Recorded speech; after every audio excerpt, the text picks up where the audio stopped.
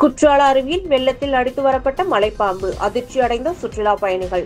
தென்காசி மாவட்டம் மேற்கு தொடர்ச்சி மலைப்பகுதியில் உள்ள முக்கிய சுற்றுலா தலங்களில் ஒன்றான குற்றாலம் மெயின் அருவியில் கடந்த 2 தினங்களுக்கு முன்பு வெள்ளப்பெருக்கு ஏற்பட்ட நிலையில் சுற்றுலா பயணிகள் குளிக்க தடை விதிக்கப்பட்டிருந்தன. இந்த நிலையில் வெள்ளப்பெருக்கின் போது வனப்பகுதியில் இருந்து மலைப்பாம்பு ஒன்று தண்ணீரில் அடித்து வரப்பட்ட நிலையில் அந்த மலைப்பாம்பானது அருவிக்கரையின் அருகே உள்ள ஒரு மண்டபத்தில் பதுங்கி கிடந்துள்ளது.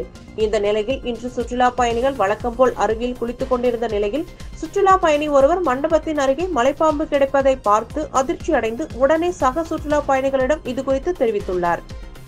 இந்த நிலையில் அங்கிருந்த காவலர்கள் இது தொடர்பாக தீயணைப்பு துறையினருக்கு தகவல் கொடுத்த நிலையில் தகவலின் பேரில் விரைந்து வந்த தென்காசி தீயணைப்பு துறையினர் அருவிக்கரையில் கிடந்த சுமார் 10 அடி நீளமுள்ள மலைப்பாம்பை லாவகமாக பிடித்து வனத்துறையினரிடம் ஒப்படைத்தனர்.